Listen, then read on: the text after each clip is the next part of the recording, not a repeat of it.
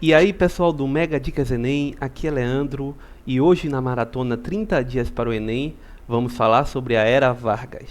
O que é necessário entender sobre Vargas? Primeiro, os seus antecedentes. O que aconteceu no mundo e no Brasil antes do período Era Vargas, que vai de 1930 a 1945. Primeiro, a crise econômica.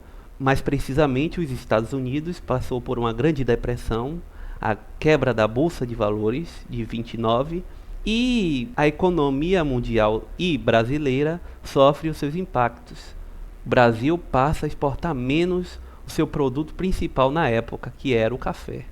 Além disso, o Brasil estava passando um momento de efervescência política com a eleição para presidente. Esse período inicial era chamado de Velha República, que era a República do Café com Leite. São Paulo, café, e Minas Gerais, leite. Um presidente paulista estava no poder e passaria um cargo para outro paulista, que desagradou aos mineiros, aos gaúchos e paraibanos, que lançou candidatura própria e, com o apoio dos militares, dá um golpe de Estado e inicia o período provisório, o governo provisório de Vargas. Qual é a característica desse governo provisório? Suspensão da Constituição, fechamento do Legislativo, tanto na esfera municipal, estadual e federal, e nomeação de interventores para o Estado.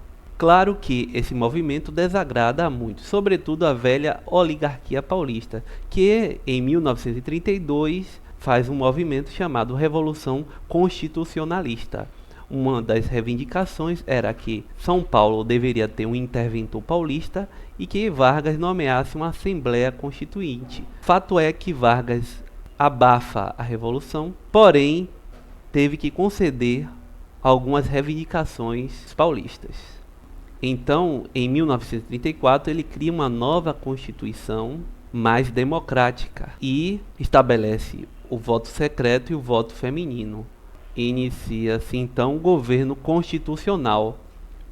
É nesse período que vamos ver mais as ações de um movimento político chamado Ação Integralista Brasileira, que era alinhado aos ideais fascistas. Em sua oposição tinha também o movimento Aliança Nacional Libertadora, que era de esquerda de caráter comunista. Partindo da ideia de um avanço comunista, que era uma ideia mundial, Vargas tentou limitar esse avanço no Brasil. Segundo ele, a justificativa para a diminuição de liberdades políticas para a Aliança Nacional Libertadora era em vias de destituir esse movimento comunista. Então, uma contrapartida foi o levante da intentona comunista. Porém, Vargas consegue dar conta da intentona comunista, controla, e é nesse período que ele vai começar a estabelecer o estado de sítio para o Brasil. E em 1937, ele cria a ideia de que os comunistas estavam querendo tomar o controle do Brasil com um plano Cohen para justificar sua fase de ditadura. Ele fecha o Congresso, cria uma nova Constituição mais centralizada, com inspiração na Constituição da Polônia, que era identificada com o fascismo. Por isso a nova Constituição era chamada de Constituição Polaca, e estabelece o Departamento de Imprensa e Propaganda, a DIP, com o objetivo de fiscalizar, censurar os meios de comunicação e divulgar a propaganda do governo. Essas ações aqui vocês percebem que são de maior centralização, e esse período é a de maior perseguição política.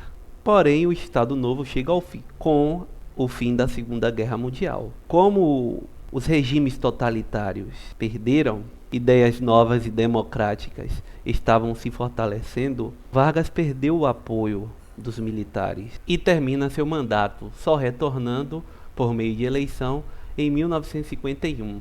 Temos aqui características importantes do governo Getúlio Vargas. Primeiro, a modernização do Brasil. Com Getúlio Vargas, o Brasil passa a ser um país mais industrial, urbano, e cria-se a indústria de base, a siderúrgica nacional. Outra coisa é o populismo. O populismo é o quê? São líderes carismáticos que tem o controle das massas. É um fenômeno que aconteceu muito na América Latina, da década de 30 a 60. Por conta disso, o populismo de Vargas estava associado à questão paternalista. Ele era considerado o pai dos pobres. Outra característica é o corporativismo e centralização do poder. Outra mega dica importante é a relação sindicato e Estado. O sindicato, na era Vargas, passou a estar vinculado ao Estado. Este mediava os conflitos sociais e controlava as organizações de trabalho. Então, o que acontece? Na prática, o trabalhador agora passou a não ter liberdade de reunião e os interesses agora estavam vinculados ao Estado e ao patrão. Por isso que se diz que Getúlio Vargas era o pai dos pobres e a mãe dos ricos. De tudo que falamos aqui, é importante vocês compreenderem que esse populismo é caracterizado também por um nacionalismo. E esse nacionalismo vai estar presente em todo o governo Vargas. É isso aí, pessoal. Quem gostou, dá um like, inscreva-se, é muito importante, e nos acompanhe nas redes sociais. Um abraço, tchau.